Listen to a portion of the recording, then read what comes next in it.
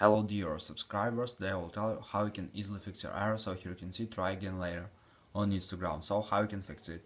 So I know mostly it happened because you just have some action blocked on your Instagram. So mostly you just need to wait some time until Instagram will unblock your action.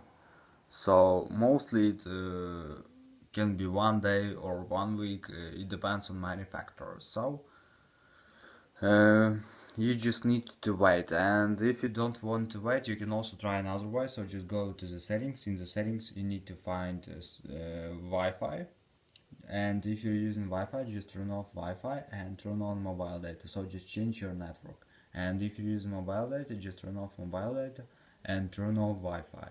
Also you can try to turn on airplane mode, wait a few seconds and just turn it off. So just try to restore your network. And if it doesn't help you, just go to general, just scroll down, just tap on reset, shutdown, slide to power off, wait a few seconds and just power on your phone again. So just simple restart your phone. And if you have another device, just try to log in into your Instagram account from another device. So this is the way how you can also do it. So thanks for watching, have a nice day, subscribe to my channel, click like, and goodbye.